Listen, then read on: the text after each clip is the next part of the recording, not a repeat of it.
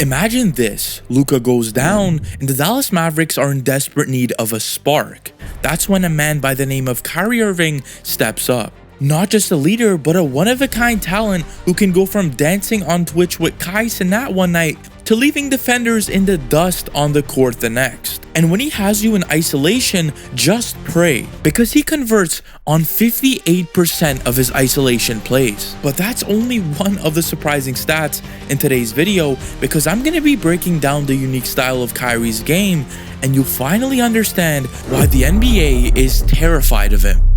We have an awesome sponsor today, and it's PrizePicks, the ultimate destination for daily fantasy sports. This isn't just fun, this is your shot at turning pocket change into serious cash. Here's how it works. You pick 2 to 6 players and decide more or less on their projected stats. That's it. Know your sport? You're already halfway to a win. For example, I love the Golden State Warriors. Steph Curry points, I'm going more every time. LeBron James turnovers, I'm gonna have to go less. You know the drill, and it's not just basketball. PrizePicks is perfect for baseball, MMA, and even golf. Oh, and here's some insider information. Right now, PrizePicks has LeBron James projected to score for just 0.5 threes. And yeah, you heard it right. LeBron scores 1 3-pointer and you're cashing in. Sign up today at prizepicks.com or use code MUVSY when you deposit $10. Play your first $5 and PrizePicks gives you $50 instantly, whether you win or lose. That's free money, people. So stop waiting,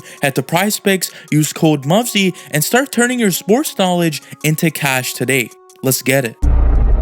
So how is Kyrie Irving unguardable? Well, there's one thing he does that not a lot of other people do, and it's utilize triple threat moves. These are jab steps and basically little to no dribbling to get you buckets. Kyrie can grab the ball in the mid-range area and you can see the defender is glued onto him. But instead of matching the defender's intensity, what Kyrie does is does a jab step, and that causes the defender to back up just a little bit, and that's more than enough room for Kyrie to pull up and nail the mid-range shot. So that's a triple threat move. No dribbling, just a nice jab and pull up. But don't get me wrong, Kyrie also dribbles off his triple threat moves as well, and it sets up his other buckets. And over here, Kyrie tests the defender by hitting him with one jab step. But on the second one, it looks like he's doing a jab step, but he actually commits to that and drives into the paint to get himself a floater. These jab steps are basically putting you to sleep, so he could do whatever he wants. Kyrie could also be isolated at the top of the key against a smaller Trae Young. So Trae thinks Kyrie's gonna drive. So when you know a player thinks they're gonna drive, you just hit him with one jab and you hit him with another one, and when they finally budge, that's more than enough room to pull up and nail the 3-pointer. And the triple threat moves also open up his playmaking, as over here, he's isolated in the right wing against Mikal Bridges and hits him with a jab step, and that gives him that left lane to drive in, and well, Karl Anthony Towns has to help on Kyrie, giving Kyrie an easy lob. As you guys can see, one easy jab step can open up your playmaking, your scoring, and help your team succeed. But that's Kyrie on the ball, because off the ball, he is one of the most crafty players I have ever seen in my life. He will make his way inside of the paint and seal you so you can't go behind him. And while when Daniel Gafford passes the ball over, Kyrie Irving has the concentration to grab the ball mid-air and hit a crazy and one bucket. Kyrie's cutting IQ is also out of this world, because as he's jogging up the floor, he knows that Colin Sexton is lacking a little bit and is behind him. So what he does is drive right into that empty paint, and while Maxi Kleber also seals Colin Sexton, giving him no ability to help on Kyrie, and while Kyrie gets an amazing pass and finishes. A lot of people make fun of Maxi Kleber, but let me tell you, he does a lot of those little things on the court. But the good thing about Kyrie is that you don't have to make a play just designed for him.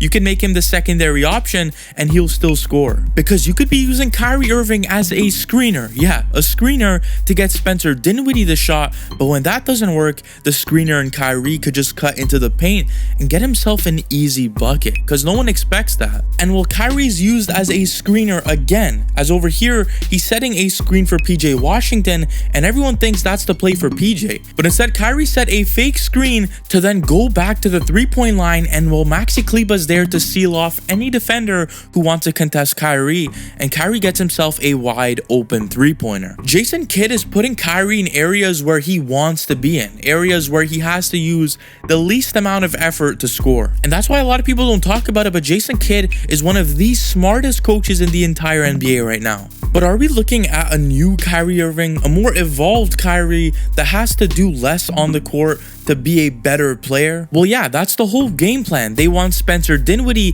to run the ball more when Luka Doncic isn't on the floor, so Kyrie can just run around like a little pest. And while over here, Dinwiddie initiates the offense near the right wing and gives it to Derek Lively so that Dinwiddie could seal off Kyrie's defender, giving Kyrie that lane to attack in the paint and do his signature floater. You see over here, Kyrie had to put in limited effort to score. Once again, like I said before, Dinwiddie is initiating the offense, and all he does is hands off the ball to Kyrie, sets a screen, and that's more than enough room for Kyrie to lift up and hit a deep three. Although Kyrie Irving is a great playmaker, don't get me wrong, he's amazing at that, but taking that playmaking stress off of him really helps him on the court because all he has to do is just run around. But let me tell you this, when Kyrie Irving brings the ball up himself, it is an absolute show because he'll hit you with the hezzy, and that allows him to get into the paint. And even with 4 defenders on him, he will make any bucket. And when he's handling the ball in the pick and roll,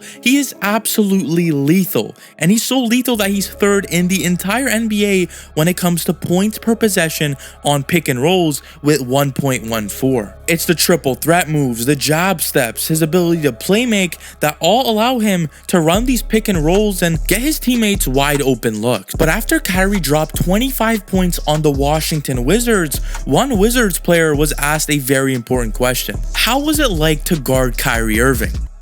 For real, like he's actually the real deal. And then just being on the same court and after like watching him grow up, after him being like my favorite player and all that stuff, like it's just like an unreal feeling. But you don't even have time to think that, you know, because he's coming at you the next play. Guarding Kyrie is one of the hardest things to do because as a guard, he could be setting screens one play, he could be running the pick and roll, he could be spotting up in the corner some plays. You don't know what he's going to do. And all of this makes other people around him better too. Look at Spencer Dinwiddie coming to the Dallas Mavericks. The reason why he's doing better is because Kyrie and Luka both make him better as they have so much gravity on this floor and they could play make to Dinwiddie and get him wide open buckets. But let me know in the comments, are we looking at a new Kyrie Irving?